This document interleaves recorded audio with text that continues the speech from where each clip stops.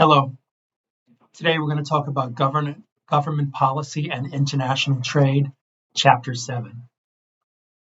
Our learning objectives today are identify the policy instruments used by governments to influence international trade flows. We're going to understand why governments sometimes intervene in international trade and summarize and explain the arguments against strategic trade policy. We're also going to describe the development of the world trading system and the current trade issue. And lastly, we're going to explain the implications for managers of developments in the world trading system. We live in interesting times, and right now is a very interesting time based upon what's happening with the Trump administration and tariffs. There is a tariff war going on between the United States, Canada, Mexico, and China. The administration is trying to modify behavior from these countries to prevent fentanyl from coming into this country. Additionally, he's also trying to equalize markets so that there's no tariffs because we're being charged tariffs and our goods are more expensive than other countries, and there's more impediments to our trade than others. So Trump is trying to level the playing field, but so far it's not working, and there's retaliation. So now we are in what is known as a tariff war. Okay, introduction, free trade. Free trade occurs when governments do not attempt to restrict what citizens can buy from another country or what they can sell to another country. Nations nominally committed to free trade but intervene to protect interests of politically important groups. Modern international trading system is based upon the GATT and the WTO. Instruments of trade policy include import tariffs. Tariffs are taxes that are levied on imports. Specific tariffs are levied as a fixed charge for each unit of imported good. Ad valorem tariffs are levied as a proportion of the value of an imported good, and they're paid by the importer.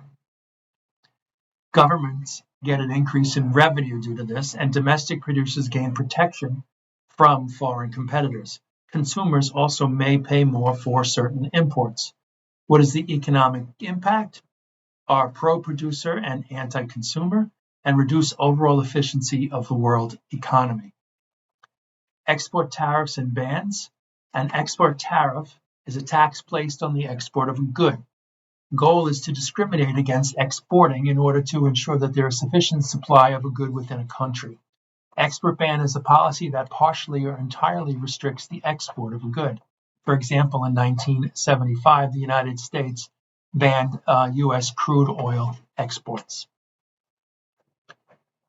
Subsidies. Subsidies are government payment to a domestic producer. And the subsidies can be in the form of 4 different things: cash grants, low interest loans, tax breaks, and government equity participation. Help domestic producers compete against foreign imports and gain export markets. And also domestic producers gain while consumers typically absorb the costs. Import quotas and voluntary export restraints. Import quotas are direct restrictions on quantity of some good that may be imported. Tariff rate quotas provide a lower tariff rate to imports within the quota than those over the quota. And something called voluntary export restraint, or VER, is a quota on trade imposed by the exporting country. Quota rent refers to the extra profit producers make when supply is artificially limited by an import quota. And this is just a graph of a hypothetical tariff rate quota, where we can see that you've got 10% quota on this limit here, and then when it's out of quota, it goes up to 80%, and this would be rice. Continue with the instruments of trade policy. We have something else called local content requirements, or LCR. Is some fraction of a good must be produced locally, and it's expressed in either physical or value terms, and protects domestic producers. Consumers also face higher prices. Administrative policies include bureaucratic rules designed to make it difficult for imports to enter a country, and also hurts customers by limiting choice. Anti-dumping policies. Dumping occurs when companies sell goods in a foreign market at below their cost of production or below their fair market value. A way to unload excess production. Anti-dumping policies punish foreign firms that engage in dumping, protecting domestic producers from unfair foreign competition, also known as countervailing duties. The case for government intervention. Political arguments for intervention? Well, one, it protects jobs and industries. Most common political reason for government intervention. Critics say claims of unfair competition are overstated for political reasons. Also for protecting national security. Certain industries, like defense-related ones, must be protected. Government should use threat of intervention as bargaining tool to open foreign markets, may liberalize trade and result in economic gains, but it is a risky strategy. Protecting consumers, they protect the consumers from unsafe products. An indirect effect is to limit or ban imports. Furthering foreign policy objectives is another reason for the case for government intervention. Government may grant preferential trade terms to a country where it wants to build strong relations. Trade policy can be used to also punish rogue states. Also for protecting human rights. Government trade policy is used to improve human rights policies of trading partners. For example, ending apartheid in South Africa. Economic arguments for government intervention include the infant industry argument. What is that? Government should temporarily support new industries until they have grown strong enough to meet international competition. Support comes through tariffs, import quotas, subsidies. 2, criticism. Protection of manufacturing from foreign competition does no good unless it helps make the industry efficient, and also assumes firms are unable to make efficient long-term investments by borrowing money from the domestic or international capital market. Strategic trade policy. Government can help raise national income when a domestic firm gains first-mover advantages. Might pay for a government to intervene in an industry by helping domestic firms overcome the barriers to entry created by foreign firms that have already reaped first-mover advantages. Both arguments support government intervention in international trade. Retaliation and trade war. Krugman argues that strategic trade policies aimed at establishing domestic firms in a dominant position in a global industry boost national income at the expense of other countries. It also will probably provoke retaliation. It helps establish anti-dumping policy and rules that minimize trade-distorting subsidies. Domestic policies. Government don't always act in the national interest. Political interest groups may influence policy. And Krugman concludes that strategic trade policy is almost certain to be captured by special interest groups, which will distort it to their own ends. Development of the world trading system. Strong economic arguments for unrestricted free trade. Governments unwilling to unilaterally lower trade barriers for fear others might not follow suit. And the development of the world trading system is through something called GATT, which is known as the General Agreement on Tariffs and Trade, and then also something called the WTO, which is the World Trade Organization. From Smith to the Great Depression, the case for free trade dates to late 18th century work of Adam Smith and David Ricardo, first embraced by Great Britain in 1946, something called the Corn Laws. Major trading partners did not reciprocate in free trade. The Smoot-Hawley Act created a wall of tariff barriers against imports into the United States. So from 1947 to 1979, GATT, trade liberalization and economic growth. Following the Great Depression, the U.S. embraced free trade. GATT was a multilateral agreement designed to liberalize trade by eliminating tariffs, subsidies, import quotas, etc. Tariff reduction was spread over 8 rounds with great success. From 1980 to 1993, protectionist trends. 3 reasons for increased protectionism. Japan's perceived protectionist, also known as neo-mercantilist policies, created intense political pressures in other countries. Persistent trade deficits in the United States and the resulting unemployment. Also, use of non-tariff barriers increased as well, also known as VERS.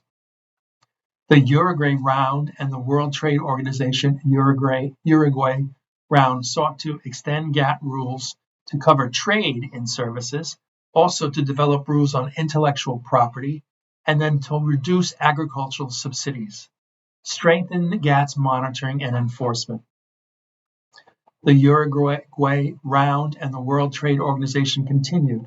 The WTO encompasses GATT and two other groups: a General Agreement on Trade in Services, GATS, and Agreement on Trade-Related Aspects of Intellectual Property Rights, or TRIPS.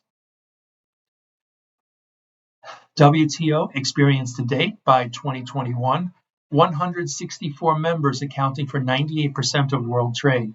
Strong early start, but since late 1990s, unable to get agreements to further reduce barriers. Limited protectionism returned following the global financial crisis of 2008 to 2009. The Brexit vote and election of Donald Trump also suggest a move toward greater protectionism. WTO as global police. Enforcement mechanisms appear to have a positive effect. Countries involved have mostly adopted WTO's recommendations. Global telecommunication and financial services are included as part of expanded trade agreements, as well as FDI, or foreign direct investment. WTO also has unresolved issues at the Doha round.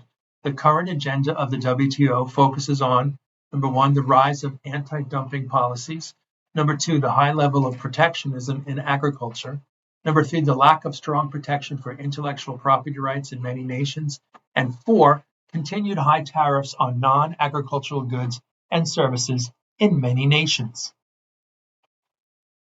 Anti-dumping actions, vague definition of what constitutes dumping, many countries exploiting the loophole. It's concentrated in certain sectors: metal industries, chemicals, plastics, and machinery and electrical equipment. But the WTO is pushing members to strengthen regulations governing anti-dumping duties. The WTO has unresolved issues and the Doha round continues.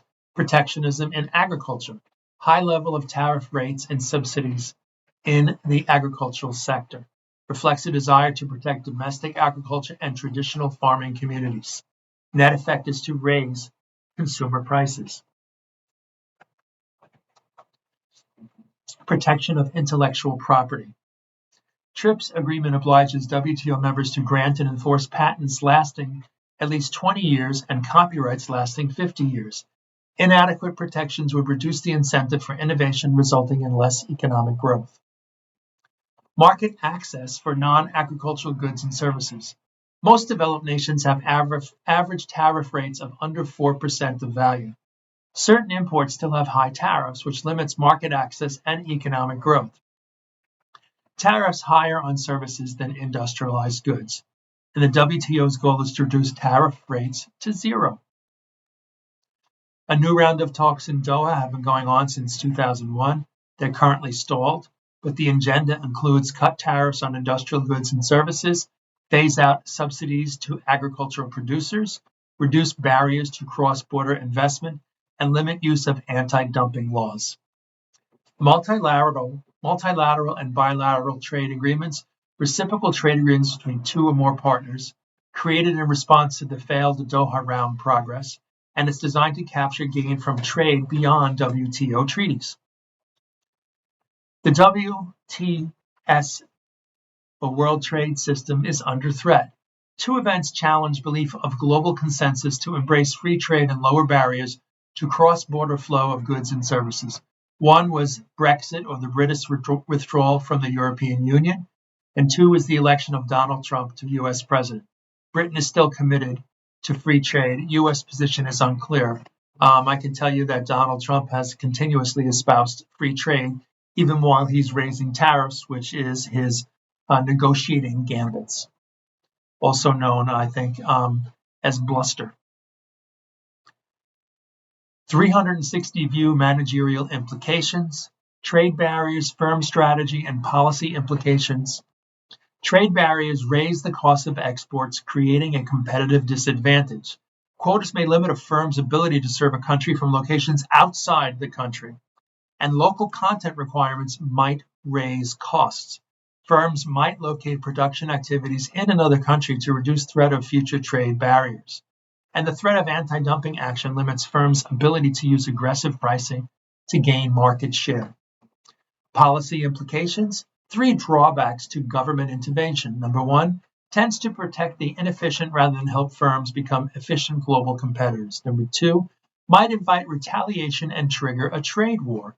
And 3, unlikely to be well executed given the opportunity for it to be captured by special interest groups. I thank you for listening.